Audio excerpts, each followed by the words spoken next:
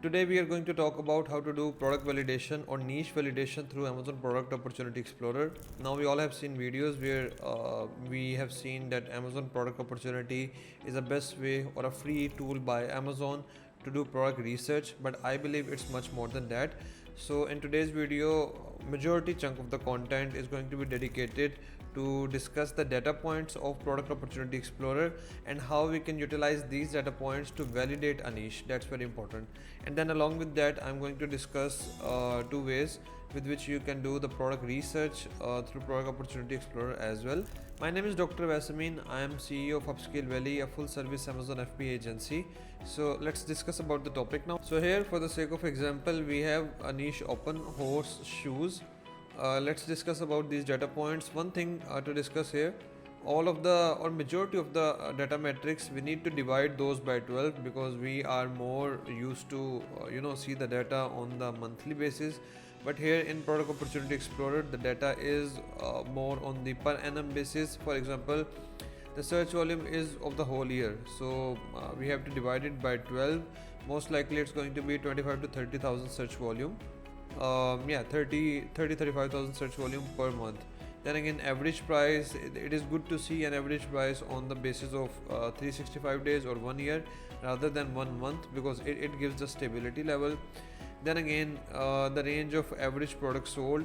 Now these average products, these 100 to 250 units are being sold in the last 1 year time period. Those are not the monthly data, so I've just taken it as a random example, but just to give you some of the highlights. We need to be cautious that a majority of the data points are on the per annum basis. So here the search volume is good, the average price, okay, a majority of the people have their benchmark that the average price need to be more than $30. If you have higher one, you can figure out that from here. Search volume growth is a plus thing. Definitely it figure out the seasonal part. But then again, along with that, it gives you an idea about the overall demand of the product. Is it settling down or is it kind of consistent? Is it growing at the small percentage? What's the scenario? Average range of average units sold. We will discuss this the unit sold and then the price part while doing the product research at the later stage of the video. Now here this part is very important. Number of top click products. You may think that the less the number is, the better it is, but in actual the scenario is a bit different. If the number of top click products are less, then there is a high likelihood or a high chance that majority of the market chunk is being captured by 1, 2 or 3 players or brands. So it makes things very hard. If the number of top click products, what's the definition of top click products? Products which are getting the top 90% of the clicks in this niche. So it gives you a distribution of the clicks or distribution of the consumers or customers selection. Is the click percentage concentrated to the top 2 to 5 brands, or is it distributed well? So this number 45 is a decent. I personally prefer that the number of top click products should be 10 or more than that. It gives you an idea that the market is not being captured by top 2-3 player. It has an even distribution and you have a fair chance to enter into the market. Now then again, return rate, it's also very important. For example, the standard return rate on Amazon is around 3 to 4%. There are some niches where the return rate is going to be higher. For example, couch legs. For example, products related to the baby niche. Now in those products, the return rate is pretty high. For example, 10% or 15%, or you will find some kitchen products where the return rate is pretty high. In that case, you get an idea that you can definitely enter into the niche, but your gross margin should not be only 30%. Your gross margin need to be higher, maybe 40% or 45% to survive into the niche. Because if you incorporate the normal return rate, which is, I mean, every niche has its own return rate. Apparel may have a higher return rate, shoe category may have a higher return rate. So it's fine to enter into the niche, but with the appropriate calculation. You need to make sure that you are incorporating the cost of return rate into your calculation. So if let's say the return rate is 10%, your margin should be 5 to 10% higher than the average gross margin. So this is what precautionary measure we need to take. Now let's discuss further these segments: products, search term, insight, trends. Those are pretty beautiful data points. Let's discuss these ones. Here is the competitor SN or the products. So competitor number one, his images, SN, brand, category, launch date, the click count, click share. It's very important. Click share here. Average selling price is very important. Total rating is very important. Average customer rating is also. It's like Helium 10 X-ray or the Jungle Scout dashboard, which shows you all of the data of the niche. Definitely, it's much more reliable than those tools. Average number of sellers and vendors, average BSR. So average BSR is of the whole last 1 year, so it gives you a pretty stable idea, rather than someone has given maybe a little boost in the last 2 months, but in the previous 10 or 12 months the product was literally dead, and you are making your decisions based upon those 2 previous months is not a good approach. So long term data is always preferred on the short term data, and long range data is also always preferred on the short range data. So wherever it is possible, go after that in every perspective or in every angle of doing Amazon business. So let's discuss about this part here. First we need to see about the brand dominancy. You can see the brands here are almost different. I mean, there is no dominancy of one brand, like one brand is showing up in the top 5 to 10 spots. It's not like that. So there is no brand dominancy. We have ruled out that part. Now the second thing is we need to see the launch date. If every product in the top 15 to 20 products, if all of them have been just launched in the last 1 or 2 year, that indicates 2 scenarios. First thing is the niche is newly born, so it is quite possible that the product design may change more frequently as compared to any stable niche, and you need to keep a keen eye on this part, that instead of looking for what's bestseller is selling in the market, instead of looking into that, look what is the upcoming thing, what is taking up the hype on Alibaba, on AliExpress, on Shopify, on other platforms, and try to come up with that. If the niche is just newly born, maybe the age of the whole niche is not more than 1 or 2 years. Other possible scenario, if all of your competitors have the very recent launch date, is there is a person in the market in the niche who has patent, and he is kicking out the top players from time to time, because even as a patent owner, you cannot kick out more than 50 SNs in one go, and then the whole process takes around 2 to 3 months, and then you will be able to kick out the other SNs. So what people do is they only kick out the crucial player, or those players who are really capturing up their share in the market. Other than that, they are pretty easy to go. So this is also a scenario if you see a niche where from time to time those players are on the top positions, which have very recent launch dates. So that's another important precautionary point here. Now here comes another beautiful data point to evaluate: a comparison or ratio of click share to total rating. So that's a very important metric to understand. On Helium 10 X-ray, I used to call it the review to revenue ratio. Now what it means is, we need to see if the market has dependency on reviews. There are some products in which there is no special differentiation point. For example, brown craft paper bags. Now you will hardly find only the difference between the number of pack size. For example, pack of 20, pack of 30, pack of 50, pack of 75, that's it.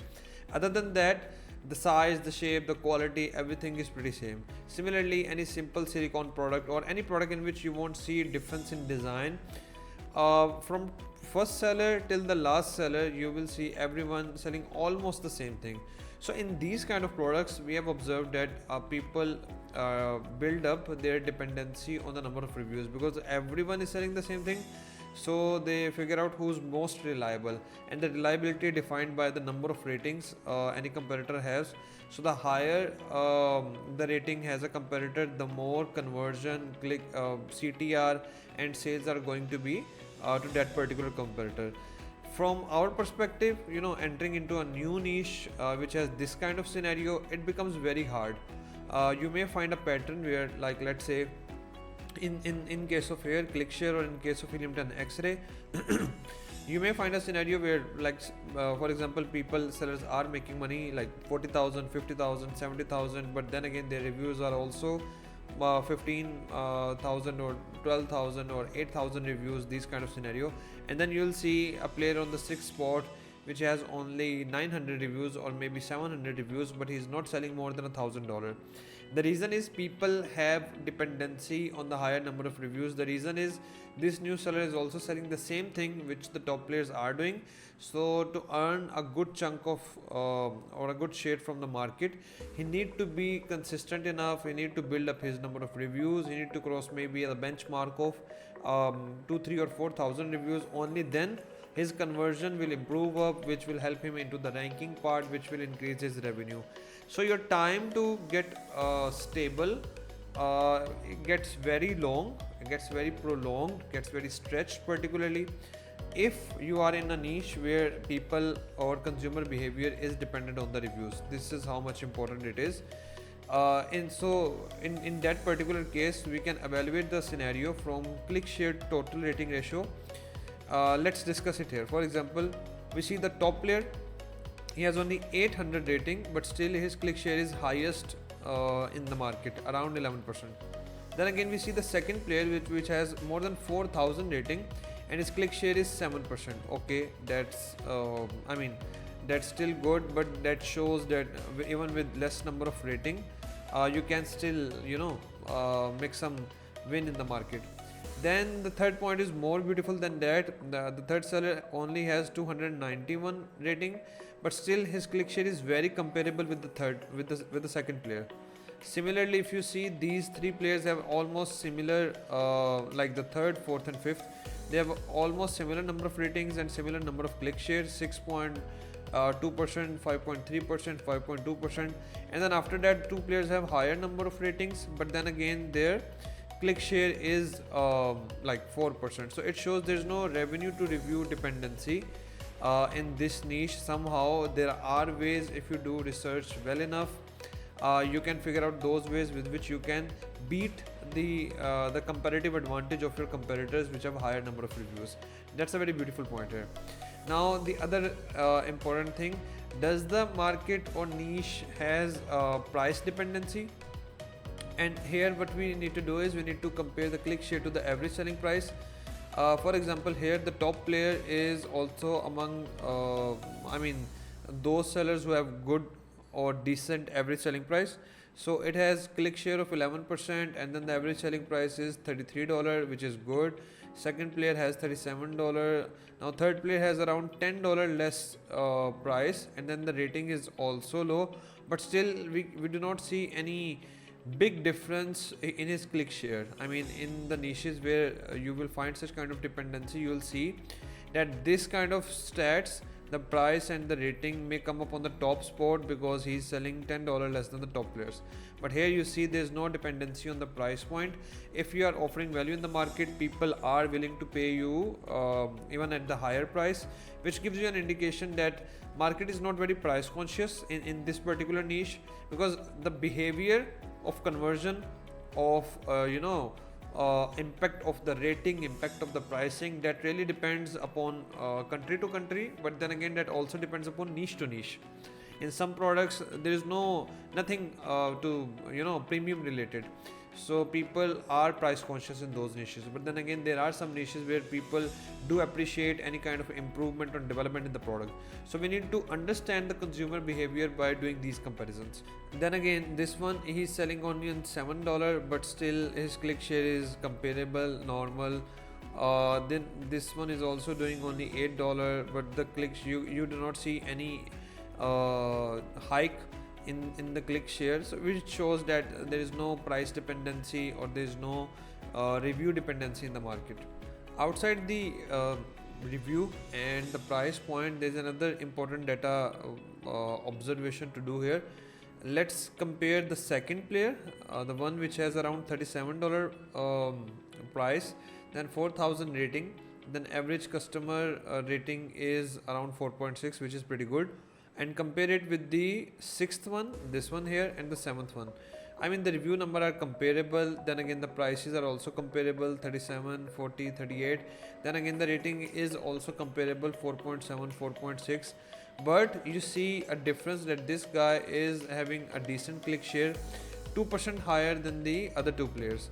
So what we can do is we can open up their listing on Amazon and we can compare their product offering, their title, their images, and compare we can compare these 3-4 data points of these three competitors and see why the top competitor is having better click share. Definitely you'll get some insights. Maybe his product offering is better, not in terms of price because prices are kind of comparable, but in terms of the value he's offering against that price. And then again, maybe his images, his A plus content, his brand story, those are, or maybe his SEO is better than the others. So we can have that kind of study as well from the Product Opportunity Explorer. Now let's go to the search terms. So search term section is also very important to note here. It gives you some very decent insights. The first thing is the total number of search terms. Definitely these search terms are lower than the keywords you find in the Helium 10 Cerebro or maybe Keyword Scout from Jungle Scout, but then again these keywords are much more valuable, and also it gives you an idea about the trend of those keywords. Are those keywords declining or are they are in the growth stage? So you see there's a keyword like horseshoes. The keyword is growing, 71% growth in last 3 months, around 11% growth in last 6 months. Click share is 45%. This is an important point here. Now I have a criteria that whatever product we are jumping in, the product should not have dependency. I mean the market should not be captured by 2-3 top brands. Similarly, the search volume, the total search volume should not be captured by 2-3 same keywords. What happens is, I mean you can go there, but then again you need to be more prepared. There's one search term like horseshoes, the other search term is horseshoes without any space in between. Then again the third search term is horseshoe, so the S is not at the end. So these three search terms have click share around 45 and 30. It's 75 and 10%, 85. So around 85% click share is on these three search terms, which means you do not have a comparative advantage of SEO. For example, if you are the only one who has figured out this Spanish keyword, or maybe steel horseshoes, or maybe Herradura, metal horseshoes, these kind of stuff, there is no comparative advantage as such. If a layman person like me comes in competition with you and I have comparable images, I have comparable the listing content and brand story, etc., you won't be able to beat me in the game of SEO because there are not enough keywords. Even if there were enough keywords, let's say there were 20-30 keywords down, if the click share is around 45%, 30% of the top 2-3 keyword, even a layman does have an idea that I'm supposed to figure out top 10 keywords, put those in the listing and then utilize those. So there is no playground for you to have a competitive advantage from SEO perspective in this niche. That's a negative point. That's not a point for rejection, but then again it shows that the niche is going to be competitive. Another implication of this point is, let's say you get ranked on the top 2-3 keyword. Now if there are around 70, 80 or 90 keywords, there is enough room. You are ranked on the 70, 80 or 90 keywords. It's hard for any competitor to de-rank you or dethrone you from all of the keywords in one go. So it takes time, and during that time you realize someone is taking chunk from your sales share, and you do some kind of activities to protect your throne or to protect your rank. But here in this scenario, every new seller in the market, or I can say, pardon me for the language, but every Tom, Dick and Harry is going to rank on, or is going to spend advertising dollar on these three keywords: horseshoes, and definitely targeting one keyword would also give ranking contribution to other keywords as well, because those three are pretty same keyword. It's just the difference between singular and plural, and PPC consider both as the same thing, and space between two words, horseshoes.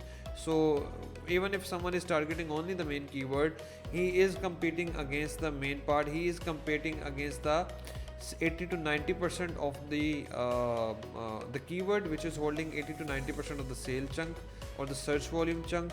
So more likely every new player in the market will have an impact on your rank until unless you do not stand out with a clearly distinctive offer. until unless I mean, they what they do is, like, let's say you have done some of your ranking, you have spent the time period of 3 to 6 months, you got stable, you have increased your price now. But you know, it's a pretty common norm here in the Amazon industry that every new player gives some discount. Now the new player is giving discount of 5 to 7, maybe $10, and then he's competing against the same keyword, and it is making things hard for you. What if the top keyword do not have more than 20 or 30% click share, and there are many other keywords as well? Your competitor won't be able to target all of the keywords in one go, and they may take a chunk out of your sale, but you have distributed your eggs in 50, 60 or 70 different baskets, or in this scenario different keywords. So it won't take the it won't kind of hurt the biggest chunk of your sales share. So that is the logic behind having an eye on the click share of the each keyword. Now let's come to the Insight tab. The Insight tab is also pretty insightful. So like 1.5 years ago, it used to show products having top 80% of the clicks, brand selling partner top 80% of the clicks. Now Amazon have added the data for the top 90%. Here we see this part, the top 5 product click share. On the time span of 1 year, it should not be more than 40%, or ideally you can say more than 50%, if the niche has a decent depth of maybe 3, 4 or $5 million per annum per month. Then in that case scenario, the top 5 product click share, it's, I mean, 30% or 35% is a very sweet spot. So we check that, and this is just another way to check the market dominancy of some key players. It should not be there. The market should have room for new players to enter. It should not be dominated by some big player. In this scenario, the probability to get successful increases if the market is not dominated. Top 20 product click share, I mean, that is yeah, the Pareto rule applies here, and you will see in most of the niches that top 20 keywords or top 20 products, definitely the top 20 products, they get majority chunk of the sale. They get 80% of the sale. So you can see it's true here. Top 20 product click share is around 80%. So the Pareto rule applies here. Then again, top 5 brands click share, it is okay by 50-60%, but it is not that much impactful, as this metric is top 5 product click share, and it should be less than 40 to 50%. It should be less than that. It shows the data of number of successful launches, number of new launches, but okay, that's okay. That shows how much competition is entering into the market. Sometimes there are some niches which you see, okay, so I have found a gold mine. This niche is pretty awesome, so I need to launch the product into the niche. But then this data at that point is very useful. Now this niche, horseshoes, is a very dull and boring kind of niche. So there are not many players entering into the market. In the whole last year, only 4 players have entered into the market, and out of those, only one got successful. So it shows the product niche is boring. The pace of competition is not increasing. I mean, is not that much high. The pace is pretty slow. The pace is not very high in case of this scenario.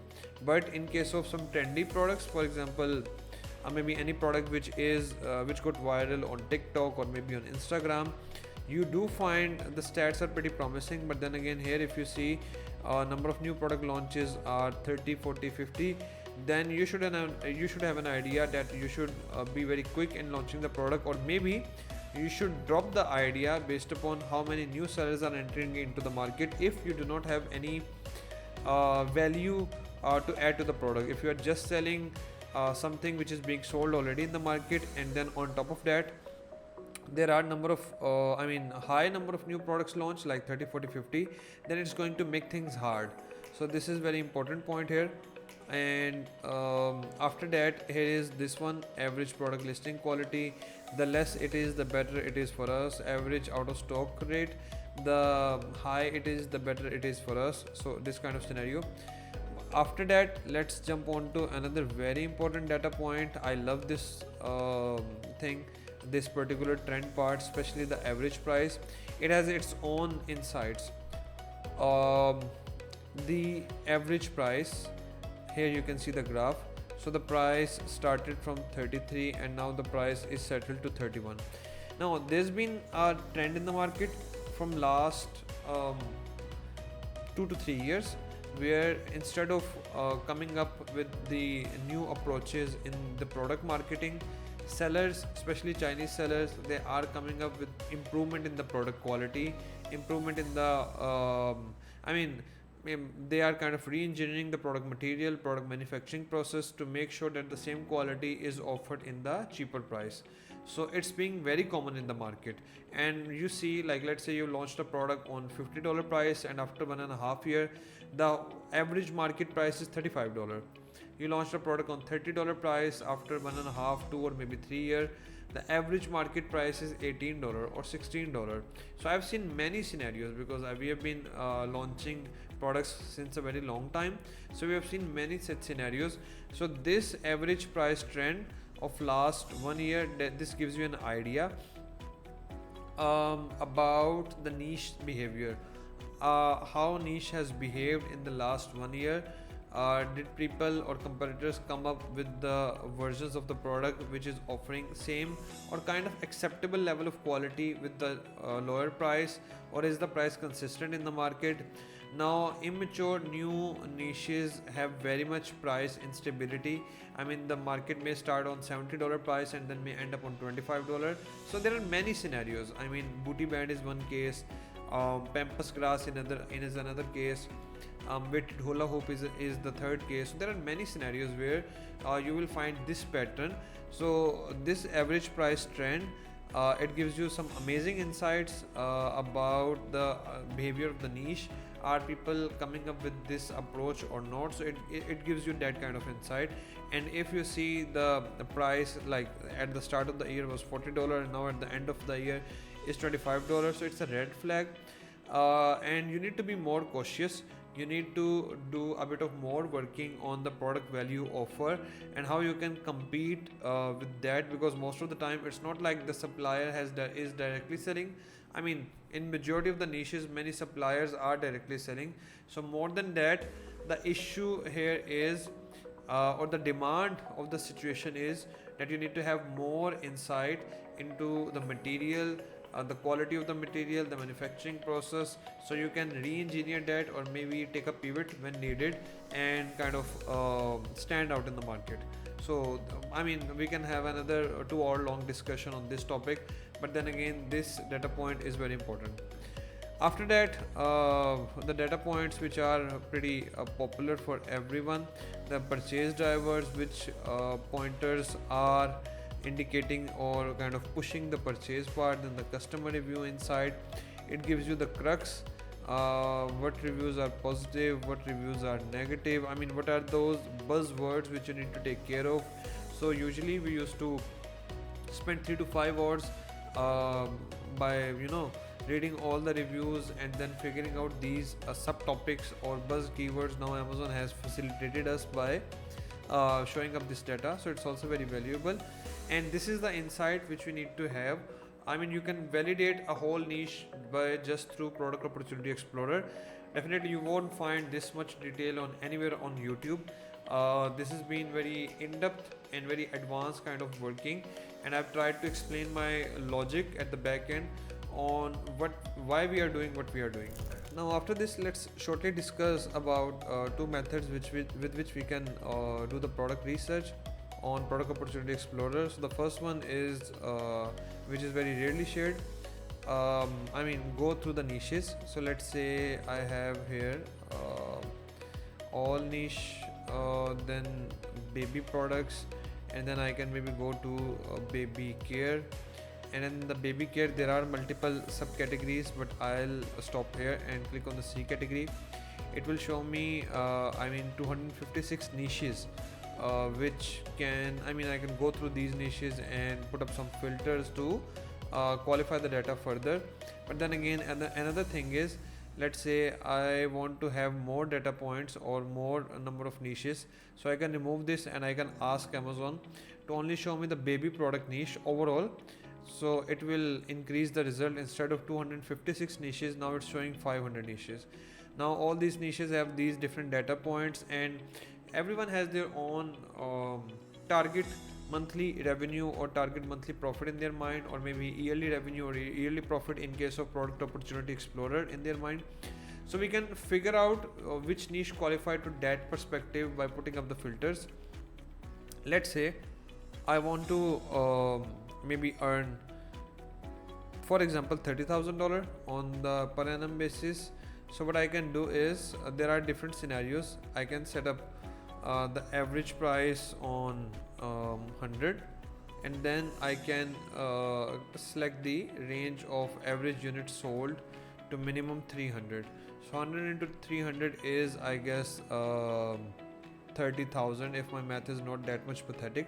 We can definitely select the range as well, the maximum side, by clicking up here, but I'm skipping it here right now. So I can click submit, and it shows me 29 niches where the average selling price is more than $100, and but then the average unit sold are also pretty awesome, like 3,000. Now this is average unit sold per annum, so you can divide it by 12. So this is average units sold 500 to 700 units per annum, so you can expect very less number of units being sold on a monthly basis. I can also play it around from other way. I can go to instead of 3, I can put up 3,000 here, and instead of average price $100, I can put up maybe $30, which is much more, should give much more options. So I got 67 niches: breast pump, baby playpen, pregnancy pillow, baby monitor, these kind of things, and then I can evaluate the niche from that perspective. Another thing is go broad on the keywords. For example, I can put a bamboo here, or maybe I can put stainless steel here if I have a supplier who is working in the stainless steel part, and it shows me all the stainless steel related products like the pan, the litter box, table, cup, cookware, etc. And then I can put up filters and go from here as well. So I intended to make the video very brief, but then again I think I have tried to explain each and every point in a very detail and depth, and you can literally shift your product research onto Product Opportunity Explorer, and these data points are very valuable and are very insightful, and these do help you to avoid certain kind of failures while doing the product launch if you go through this approach. Hope it helps. If you like the video, do click the like button, share your what particular component you like about the video, share that in the comment section, subscribe the channel, share the video with your fellows, and do let me know if you want me to make video on any other topic which you are looking for. Thank you so much.